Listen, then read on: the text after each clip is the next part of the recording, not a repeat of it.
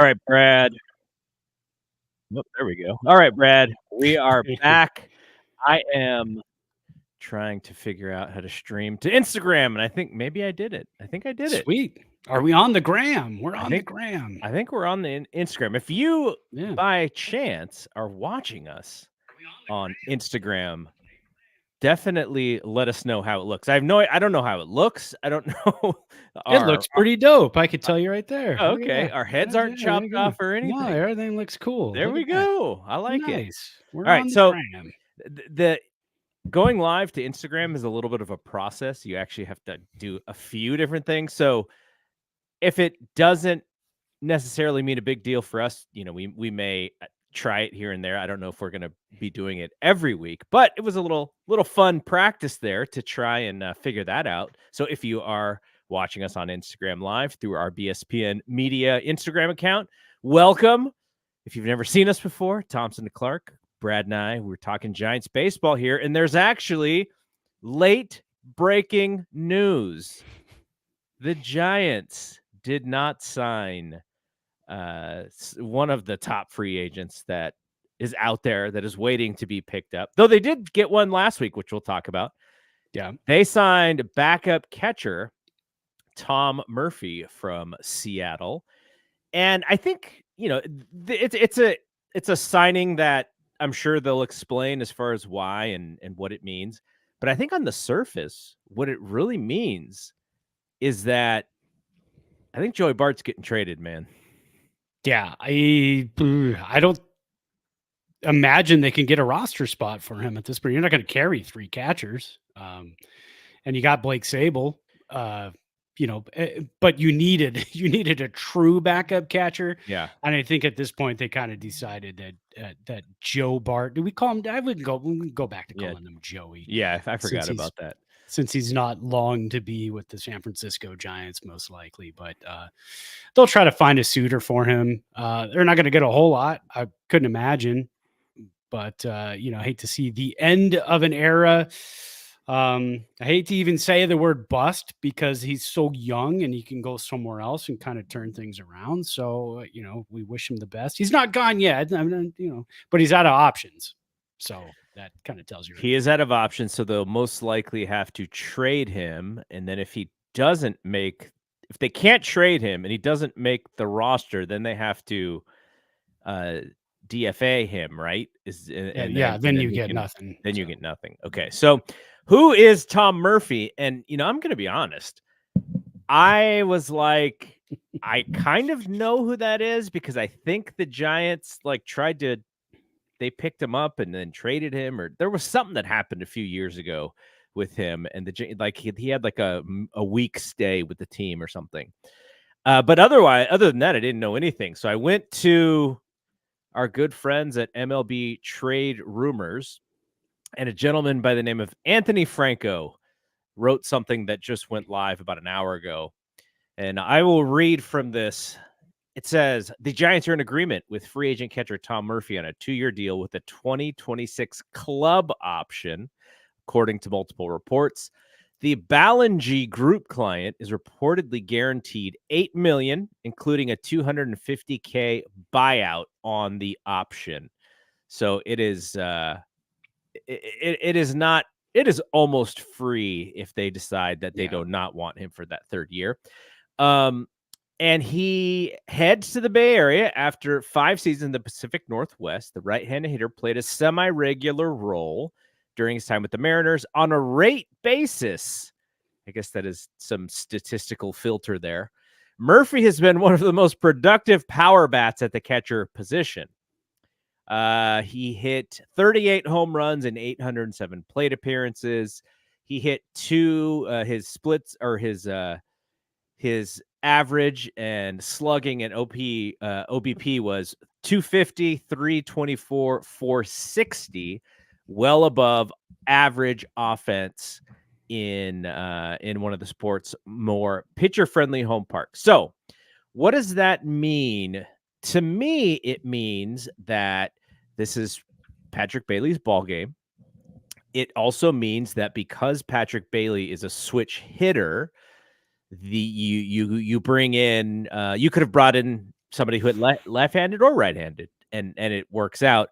I guess the question is how does he handle the defensive side of things, and that may be more of a question, according to Mr. Franco's piece there. He says that is the weaker side of his ball game. Yeah, and you know what? That's fine because the Giants are kind of stocking up on DHs right now. To have a guy in the lineup who can DH at any point, who's got power, also power off the bench. We haven't had that in a long time. He was I guess he was the backup to Cal Raleigh, right? The big dumper. It was one of my favorite nicknames in all of baseball, the big dumper. Cal Raleigh, who's like, hey, Mariners, like, we need to spend some money here. Yeah, now he doesn't have a backup. But Cal Raleigh's a 30 home run a year guy. So, but yeah, to have a guy like Murphy, and of course the stuff breaks when I'm driving. So I'm driving, I get this text from you. I quickly look, I'm like, okay, I hit the Apple CarPlay. It reads to me, but it doesn't read me the article. It just says, a link from X, formerly Twitter.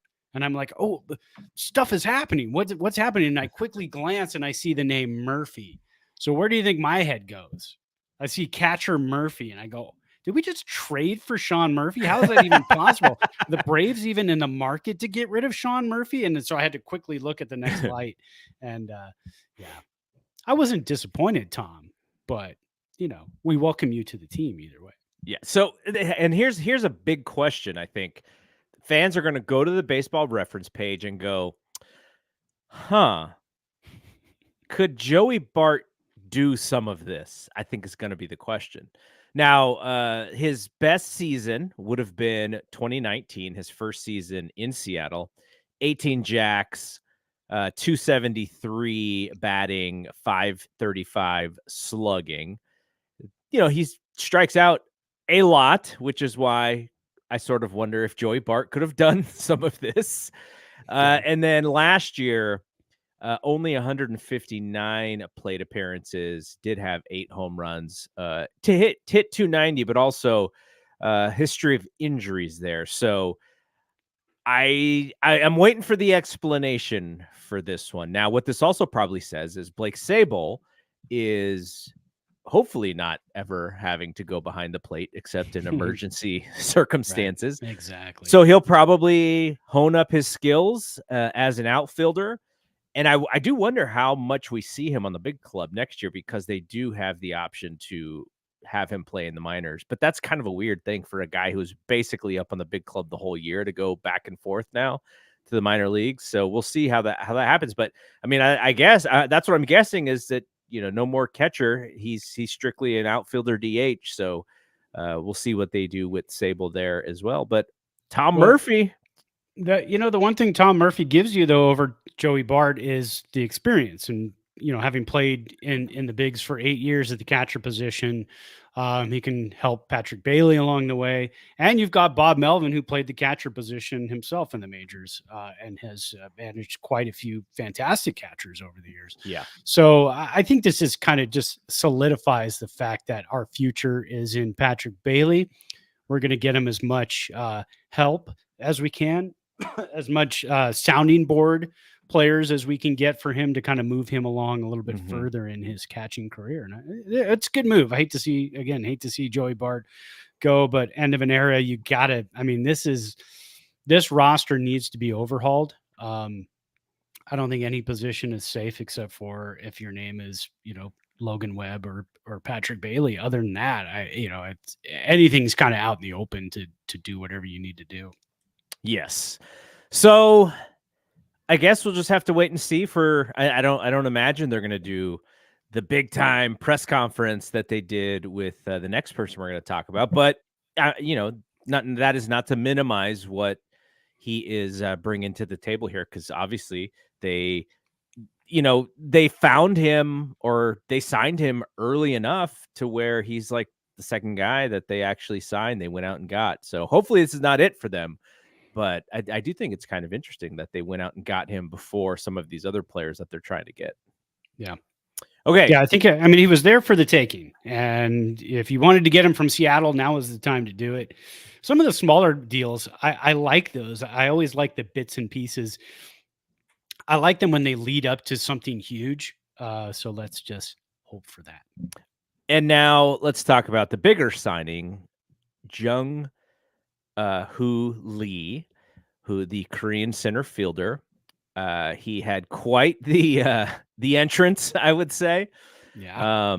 He was very handsome, especially according to himself, Handsome. and he's got charisma. I also saw he was at the Warriors game the other night. I think it was Saturday night. He was at the Warriors game, and it looks like they are basically selling him as the starting center fielder and as somebody who's not coming out of the lineup in the same way that a lot of these other guys come out of the lineup. So I'm sure there were promises made there. They signed him to a nice deal, and I'll get all the contract stuff here in a second. But overall, especially after we kind of figured we weren't getting Shohei, Jung Hoo Lee is, somebody who is on top of not on top, but on people's boards. Is not Yamamoto, who we'll talk about in a second as well. But otherwise, what did you think about this signing? I love it. We honestly didn't talk about him a ton when we were doing our wish lists. I think we were going for bigger, flashier names, not so much a name that, of a guy that we've never seen here play in Major League Baseball. But, as it always goes, whenever we sign a free agent or we look into somebody, I like to just do tons of research, watch tons of video. Man, he is a fantastic hitter. Really controls the strike zone, controls the bat well. We needed a guy to get on base. We need a guy with speed. We need a center fielder. We need somebody who can play at all times and be, basically the anchor leadoff of this club. Is he going to bat leadoff? I'm not sure. Probably one or two, somewhere in there. I think one projection had him batting like sixth or seventh. Seventh, yeah, we saw. Yeah, seventh. you don't sign a guy for that long for that much money to bat him seventh. You're going to try to get him 4 or 5 at bats a game. So you're going to bat him near the top of the lineup. This is great, man. And you know what? You know what else the clubhouse needed? It needed some spirit. It needed some mojo. It needed some fun. And Jung Hoo Lee is going to absolutely bring that. I started following him on Instagram almost right away. I love his Instagram handle, who. It's great. It's going to be a lot of fun having a guy like that again. Last time we had characters in the Giants clubhouse, it's been a long time. Well, a couple of years ago, Brandon Belt, but other than that, having a full on guy that is going to kind of just rally this team together. It's fun, man. I'm excited. And again, if it's the first piece of a larger puzzle, it's going to be awesome. I would love to see us continue to shore up some sort of starting pitching rotation that is just going to be dominant, throughout the season and the next couple of seasons. And then, more players in the Jung Hoo Lee vein who can get on base. Cause again, that was our biggest problem the last couple of years was getting on base. It was brutal having to watch games and see a guy finally get on base and then, can't get him in 3 straight at bats and you can't remove the runner. And then we're 1 for 11 with runners in scoring position, like after 3 or 4 innings. And we're like, oh man, we could have had, 6 or 7 runs right there. So it'll be nice to have a guy who can hit and get on base. What do you think about some of I wouldn't even say it's super negative, but there's just a little bit of a worry that he didn't really show too much power in the Korean league, which a lot of players who are not maybe great major league hitters can be fairly successful over there. But he's got great bat to ball contact rates. Just there's videos out there of him accidentally swinging at stuff and just lasering it all over the place. And I hope that plays in their park because of the gaps, because of right center field, triples alley. I mean, if he could hit 10 triples next year, I think that'd be fantastic. And then if he only hits 6 or 7 jacks, then you're kind of okay with it because he's hitting doubles and triples, and I think that's fine. I don't know. What did you hear about his speed? I know he hurt his ankle last year, so that can't be great for at least early on, especially coming into spring training. But do we know? Does he run? Does he steal bags? That wasn't his selling point, so I'm going to guess he's not really a bag stealer. Right. And I mean, he's, in the Korean leagues, in looking at the numbers, he stole a total of 69 bases in 7 seasons. So you're looking at about 10 bases a year. But, with the rules being different here and us wanting to be a speedier base stealing type of team, take advantage of getting on base, he could probably steal 20 bags. Mm-hmm. And he's got that equivalent of the Gold Glove over in the Korean leagues. What do you have? 3 of those, 4 of those. So being able to play center field and track down baseballs, he's, get him over here and tell him we need you to steal some bags, man. But I think I would project maybe 20 stolen bases this season.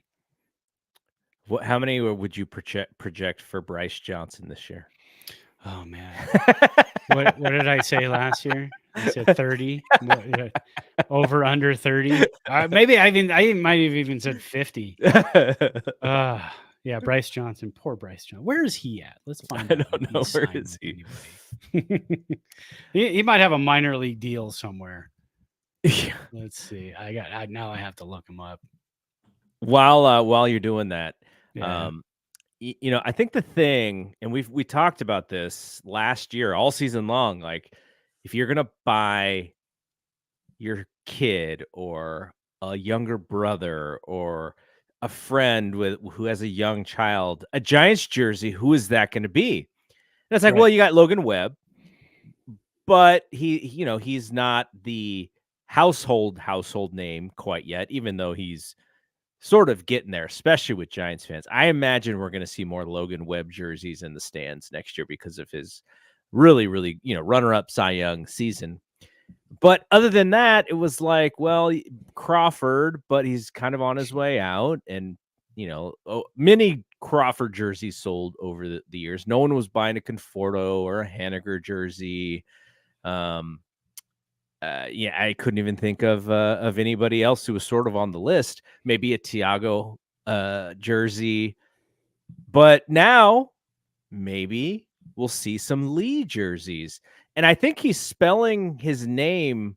Did I see on the jersey it was JH and then Lee on his jersey? So JH Lee. I did see a Patrick Bailey jersey here at a pumpkin patch during October. Okay. Their kid was wearing a Giants, one of the orange jerseys. Is it still Fridays, right? They still wear those on Fridays. Orange Fridays, I think so. Orange Friday. Yeah. He was wearing a Patrick Bailey Orange Friday jersey. So I thought, well, that's cool. Okay. We do have it's weird. I think in Northern Nevada, we seem to have a lot of catchers who kind of make names for themselves. So a lot of kids here want to play catcher, and maybe it's because it's so darn cold during spring that they want to wear the gear while they're out on the field. Yeah, so I'm excited to see if he catches on, and I think the people, and this is like a stereotypical thing, but one of the last Asian outfielders is Shinjo, and we talked about Shinjo a few weeks ago, or maybe even a month ago, because he's like a rock star manager right now, but. That was a long time ago. That was like over 20 years ago when you're talking about Shinjo and whether his statistics or his talent level could measure up in the bigs. And these guys are completely different players. Yeah. So, I know it's kind of easy to stereotype in that way, but I think we're talking about, a different kind of cat here. So I'm excited to see how his skills translate because, if you can hit, you can hit.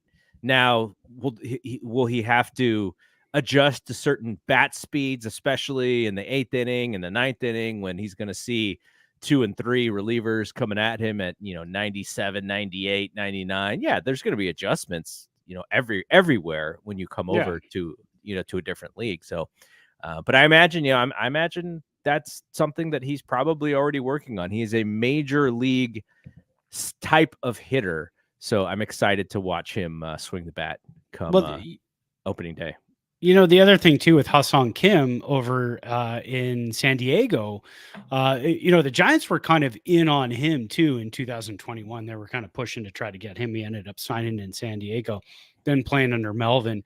I think Ha-Seong Kim is a free agent after next season. So that's another player because he finally came into his own last season. He hit 202 his first year in the majors, then 251 in 2022, and then 2023 finally got that chance to really, really play 152 games, 626 at bats, had 17 home runs, hit 260, walked 75 times, and played for Bob Melvin. He actually came in 14th in MVP voting and also got himself a Gold Glove. So that's kind of the type of player that they're saying Jung Hoo Lee is like. Maybe don't expect fireworks the first season. It's absolutely an adjustment period, and he's a young player, so it may take him a little while kind of get used to things. One thing that was kind of interesting that he did talk about with Laura Britt on a podcast I was listening to this weekend.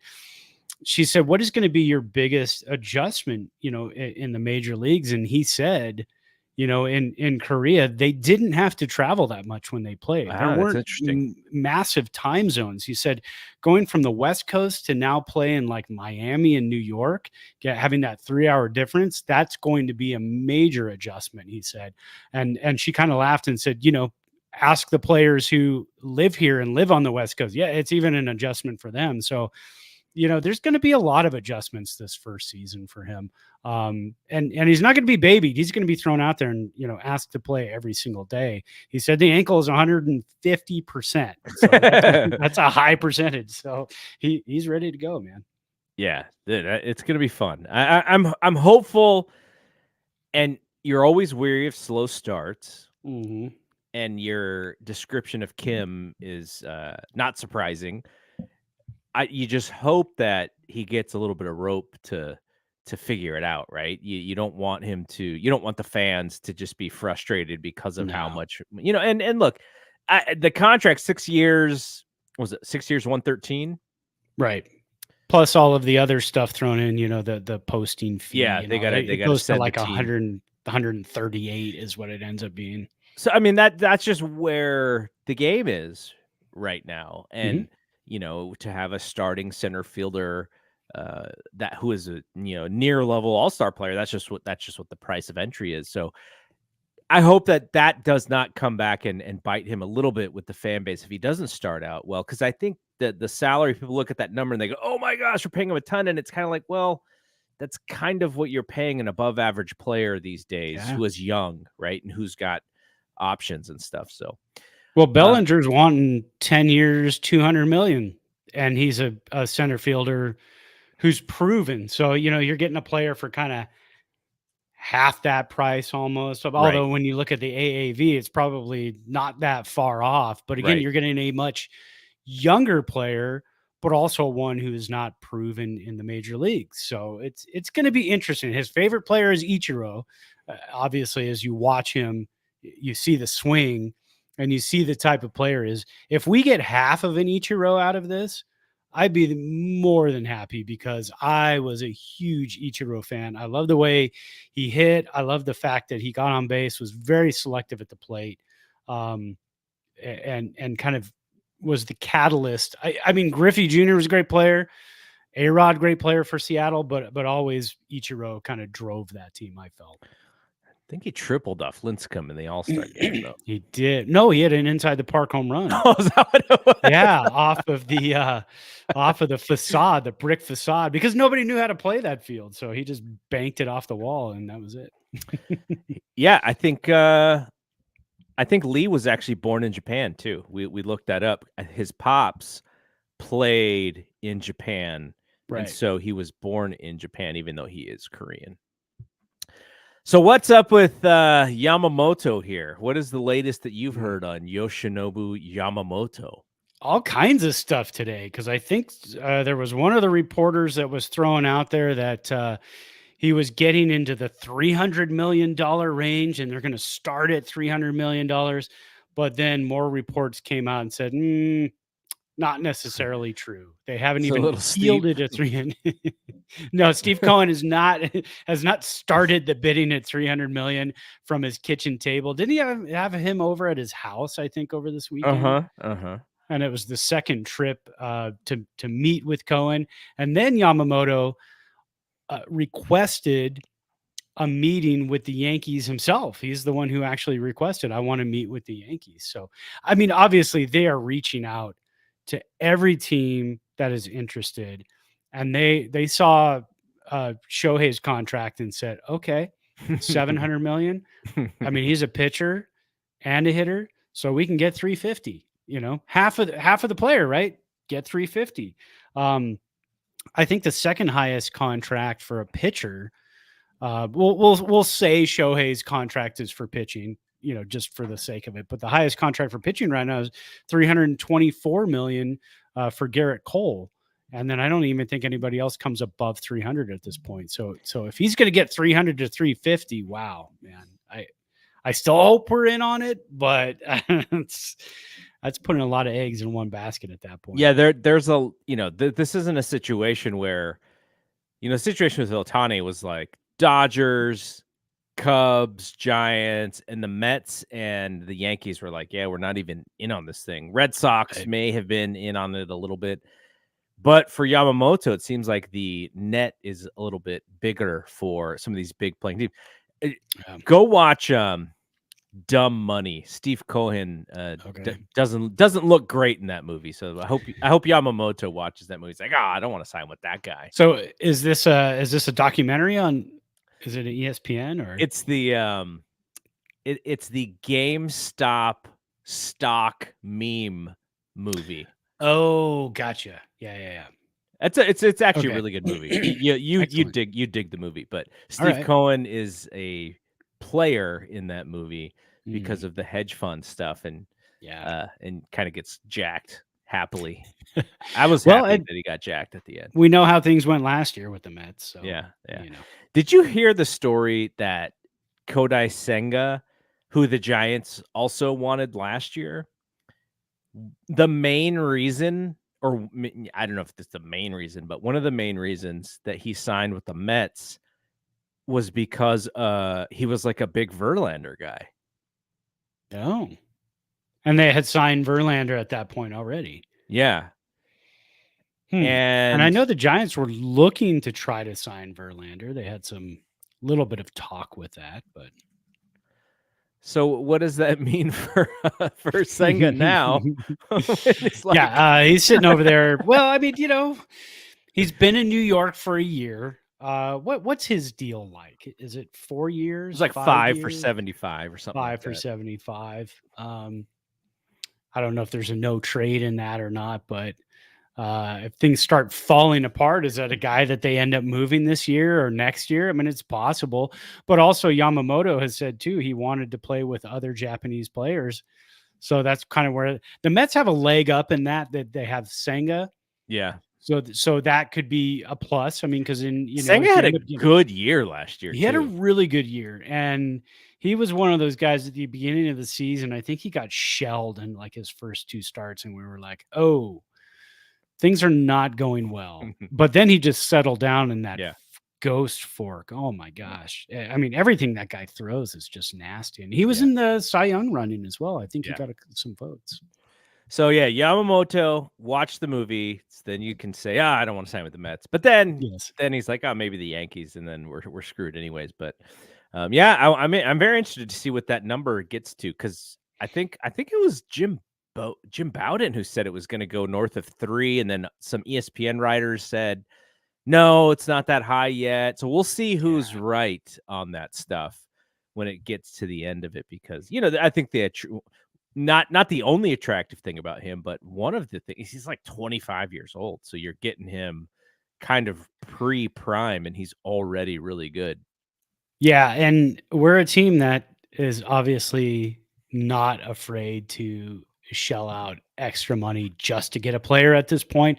And it's kind of, I mean, it's the last few years that's kind of brought this on. So we probably overpaid for Jung Hoo Lee, but in terms of return of jersey sales, ticket sales, and everything else, and you got a player that's an everyday player, it could help out. So if the Giants end up doing $300 million for Yamamoto, I would not be shocked for that to happen. All right, we're gonna we hit all the main topics, and I do want to bring up one more new Christmas movie that I watched. But I just wanted to get your thoughts on the Buster stuff that came out in Andrew Baggerly's article last week after the Giants didn't get Ohtani, and Buster was talking about how like there's this perception that San Francisco is not a great city anymore. And I think he was trying to say that, like, look, I've been here for a long time. I moved my family back, so I truly believe in this area. And the internets took that to mean that Buster was like shading San Francisco. Right. And we were talking about it like, oh, is this going to hurt, future signings, because Buster was kind of open and honest about his thoughts about, why is the perception like this? And ultimately, like what I've said is like, and you've even said this as well. LA, Chicago, New York, there are worse places in those big cities than in San Francisco. But because of a lot of the narrative of these right wingers who want to make fun of Gavin Newsom and such, like they pick on San Francisco because of the homeless population. All of these big cities have that issue. So it's kind of frustrating that, there's this highlight on San Francisco. And if it does hurt, I don't know, would it have hurt really? Or was Shohei just like, you know what, the Dodgers win every year, so that's where I want to go.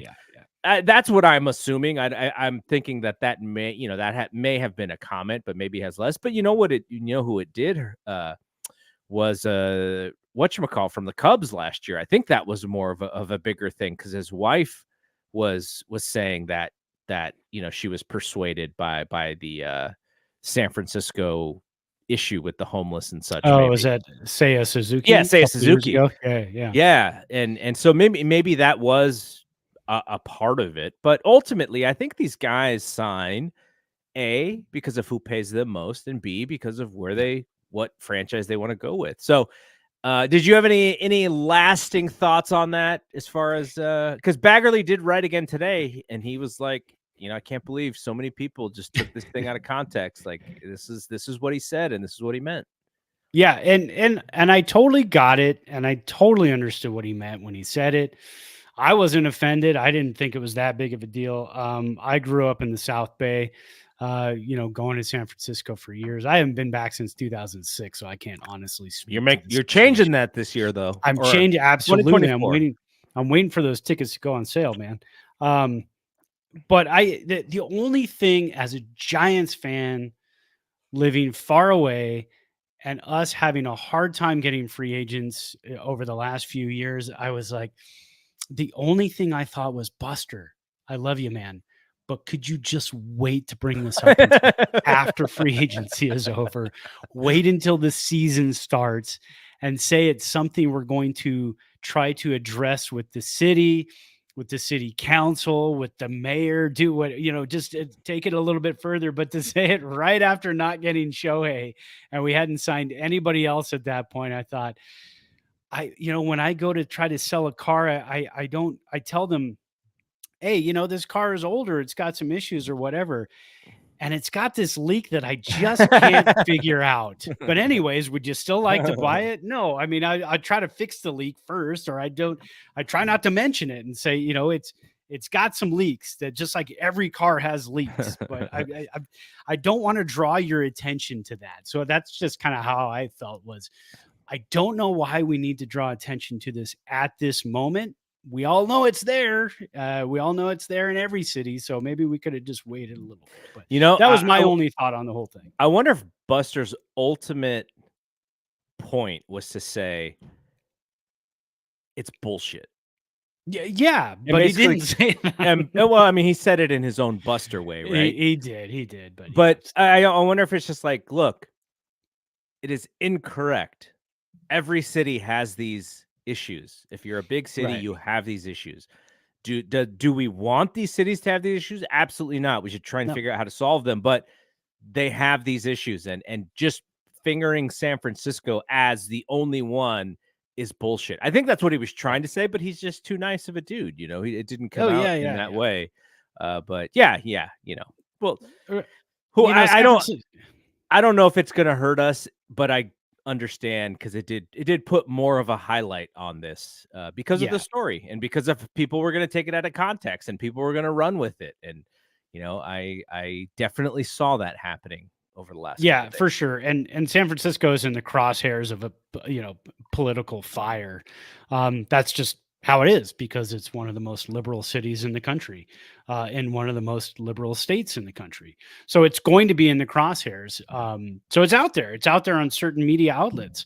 But again, it's like as a baseball fan, as a Giants fan, I was like, oh. Yeah, don't point out the leak and the leak from the oil pan. They'll find it, they'll know about it, but also this car leaks and this car leaks and this car they all leak. So That, you're that's all gonna this have to, is why Jung Hoo is you such a know. badass. Jung Hoo's like, Yeah, he was like, I'll go. he's like, who cares? This is nonsense. I'm Do you in. do you think he got more money because he said, well, Buster said your city's falling apart, so I'm gonna need an extra 50 million on top of it. No, I think they overpaid because they really invested. They put the time in to Yeah. go. We talked about Pete Patilla going out there and seeing him Yeah. and being in that video. Well, that and one Scott video. Boras is not going to let you get away with a discounted contract either. I mean, when he saw that the Giants were scouting him, they go, "Oh, Yeah, these guys really want him." Scott Boras saw Pete Patilla in that video, and he's like, "Up, I got an extra 5 right there." Yeah, exactly. No problem. Okay, so let's talk a little bit about the schedule for the rest of the Mhm. year. So next Monday is actual Christmas. So we're Yeah. not going to be recording on actual Christmas, though Rod and I did say that we're going to record late night on Christmas because the 49ers play the Ravens. So we will be here Right. Monday night, probably around 10-ish. So it's going to be late for anybody not on the West Coast. 10 o'clock is late on the West Coast, too, I'll be but on bourbon number 3. yeah, at that point, exactly. probably. Exactly. So you and I are going to play next week as if there's something that goes on, we'll try and do a show. It won't be on Monday, it won't be on Tuesday. It may be later in the week. But if nothing happens and the Giants don't make a signing, we may just skip the week and we're Yeah. going to come back for sure on January 2nd. Right. Which is a Tuesday. So we will not be back next Monday. We will definitely be back the following Tuesday, January 2nd. And that's when the next actual Thompson to Clark will happen. And, we'll play next week by ear. If something happens, if Yamamoto gets signed, we'll do an emergency show and we'll get something recorded. So I just wanted to mention that. And then let's talk about what we're drinking here. I had a bourbon and ginger ale. Nice. I've been going to that a little bit lately because I bought that 12-pack of the ginger ale, and I'm like, I can't let this go. I keep drinking this thing. So I had a different bourbon this time, though. I think the last time I had the Irish whiskey mixed in with the ginger ale, and this time I had the Tennessee mash from Trader Joe's as the mixer. But the Zevia ginger ale and the Tennessee mash was my drink of choice tonight. Nice. Speaking of Irish whiskey, there was, let's see, we went to Total Wine. What day was that? That was probably a couple weeks ago. We like to go to Total Wine, just kind of browse around during the Christmas season, just kind of see what they have. But they had it's actually a Scotch. I didn't realize Dewar's was a Scotch, but it's a blended Scotch whiskey. But they had a 15-year that was $46.99. That was actually fantastic. I tried a sip of it. They were pouring them out over there, and oh wow, they're pouring them out in the store. They were, yeah. They have a little sampler. They're just like boom, boom, boom, boom, boom. You want to try it? And I was like, this is a 15, and they go, yeah. I said, well, I only like to try stuff I can afford. So I said, "How much is it?" And she said, "It's $47." I said, then I'll try it." Because if they're like, "Here's a sample of something that's $100," I'm not gonna try it because I'm never 'Cause gonna want it. yeah, you're gonna want it. We So, oh wait, tried is yeah. Doers is the scotch from the movie? What is the movie? Um, Vince. What is his name? Now I have to look this up now. Vince Vaughn? Vince Vaughn. What is the movie with with the bunch of his buddies? It's Swingers. Is that what it is? There was, Wedding Crashers. Oh, yeah, Swingers. No, so Swingers. that was yeah, so that was those were the scotches where they were doing the Glenlivets, the Glenmorangies, a lot of the Glens. That's what yeah. I thought Vince Vaughn's drink was Doers and That's right. something. I'll have It to. could yeah, That just reminds me. I want to watch that movie again. yeah, that's a great movie. That's, kind of his first foray into acting, with him and Happy, can never remember his name. Jon Favreau from the Iron Man series, also fantastic director. So tonight, so what I did is since we were browsing around there, I almost bought a bottle of bourbon or a bottle of scotch, and then Denise reminded me. She said, "Remember when you said you were going to go through the cabinet and you were going to finish up because you have way too many bottles. We don't have room for anything else." I said, "You're right." So that's what I've been doing lately is trying to alleviate some bottles from the cabinet. So I went with a little Sazerac rye tonight. There you go. But I poured 2 ounces and I still have like an ounce to an ounce and a half left. So that'll be my drink later on this week. And then I'll kill that bottle of Sazerac and then I'll keep going through my other ones. But, Little bit of like Christmas cleaning of the bottles. yeah, exactly. And it's a good time of year to do it because I did cut back on the alcohol quite a bit over the past like month and a half. But it is Christmas time, so it's hard Yeah. when you got, a lot It's of good cold. stuff. It's cold. Warm you up a Yeah. little bit. It's really cold today because we had rain all day. And anytime it rains up here, it's like 41 degrees. Then you get the rain and then you get the humidity and it feels like it's like 22 out there. So yeah, fun times. All right, before we hit the last segment, which is just a little fun thing on the Christmas movie that I just saw, want to remind people, check out the YouTube page. If you're not watching this via streaming, you already know about the YouTube page more than likely if you are watching this via streaming. If you are listening on podcast, check out the YouTube page, BSPN. We put up the segment of our Shohei show from last week where we were just complaining about the stupid deferrals and stuff, and like it's our second highest video on the channel. Just people Yeah. loved it. I think it's because of I titled it like "Bitter Giants Fans" or something. Yeah. So what that tells me is when something happens, we just gotta let it go, and we just have more Bitter Giants fan videos because we're just kind of we're a little bit too I would say not smart. Smart's not a great word. Not that we aren't smart, but that makes us seem a little bit on a pedestal. But like we understand, we're not going to bark at a move. We're not a hot take kind of podcast. So, No. No, we're not going to find something wrong with the Shohei move. It's brilliant. I mean, it's a fantastic move. Yeah. We just hate it because it's the Dodgers. It sucks for him. Yeah, we're gonna rail on it just because we're Giants fans and we we are Robin Hood Giants fans. We don't want to see the rich getting richer, man. Yeah. I'm commenting in there, man. They're coming at us. I'm throwing it right back. I'm just like, look, you come at us, you best not miss because we're firing back. Okay, last thing. I love it because we were called idiots. I'll wear that. I'll wear that. I'm an idiot. Hey, cool. I'll wear that. I don't have it was great. It was awesome. I love the comments. I watched the Christmas movie. I think this was Peacock. Melissa McCarthy as the she wasn't actually the Christmas genie, but she was a genie. And she helped a couple get back together. And, I mentioned Candy Cane Lane last week. And like I said, Eddie Murphy smiles and I start laughing, and which you know that I was so excited to see the Beverly Hills Cop 4 Yeah, as soon as trailer. I saw that morning, I sent it to you. I go, "Oh my god," because I didn't even know it was in the works. Yeah. Yeah. I had no idea it was in the works, and I was very excited to see Bronson Pinchot in the Yeah. trailer too. Serge is there, Serge. and Judge Reinhold and the other Yes. cop is there. There's a scene there with both of them as well. So, Candy Cane Lane, and then Dashing Through the Snow with Ludacris, and I mentioned, Luda not the Stinker. best actor, but this Melissa McCarthy movie, she did not mail in her performance in Oh. any way. She was like, you know what? I'm going to show off all of my McCarthy that I have in me, no matter if this is a streaming play for a silly Christmas movie or not. She was awesome. I was like, Oh, nice.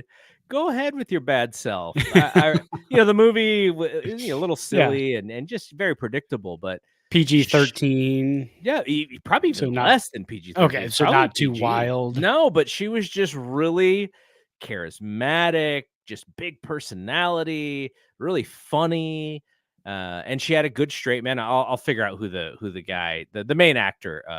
I didn't know what his name was, but she was really, really good. I was Nice. I was very happily surprised as we watched it, because when my wife was like, "What about Genie?" And I was like, "Oh, what about Dashing Through the Snow with Ludacris?"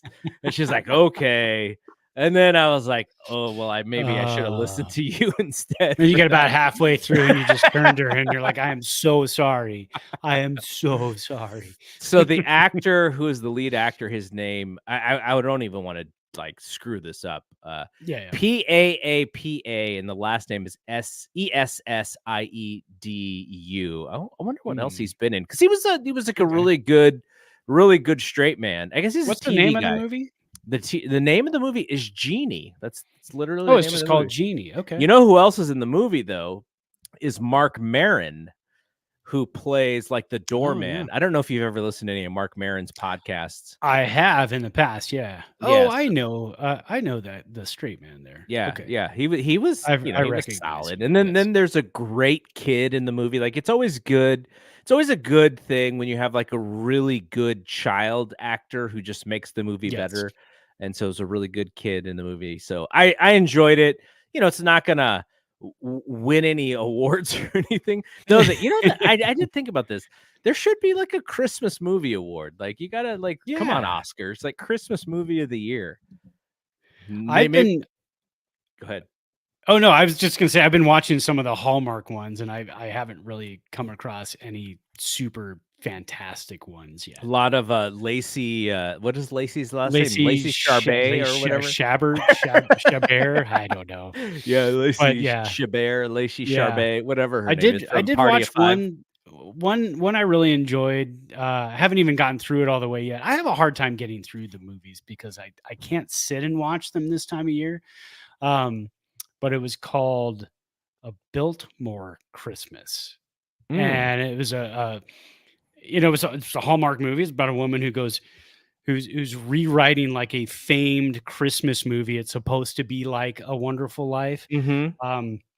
It's not called that. It's called A Biltmore Christmas. So she's rewriting it for 2023, and she ends up going to the hotel where it was shot and finds this hourglass that when she flips it over, she actually goes back to 1947 on the set of the film as they're filming it, and is talking to the actors and actresses to find out what the real deal behind this whole movie was and everything else.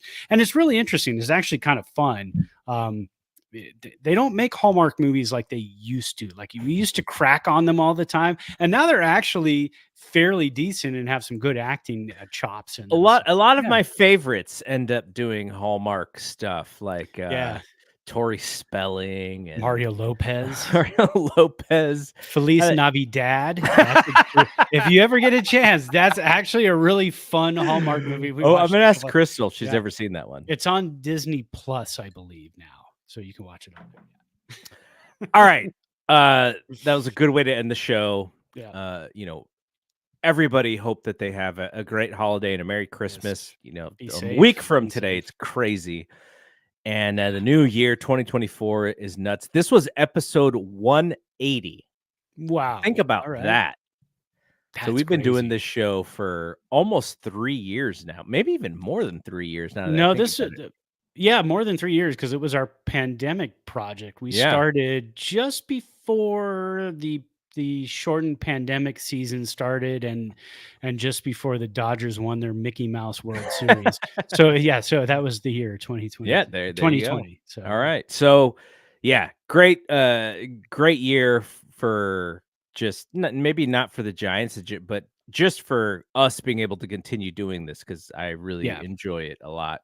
I And appreciate you for inviting me in the first place to even do this 3 years ago, 3.5 it years took ago, me a so while. It took me a while to get you on. I was nervous. I didn't know what to do because I always, I'm so used to just yelling at the TV about things. So I thought, "Well, is that gonna translate well?" Yeah, but no, good stuff, and we're gonna keep trucking, and I'm hoping that we can get some more YouTube subscribers here and get some more podcast subscribers and continue growing a little bit. So, Yeah. all right, for Brad, I am Double G. We will see you either next week because something happens, or the following week in the new year. Peace out. Peace.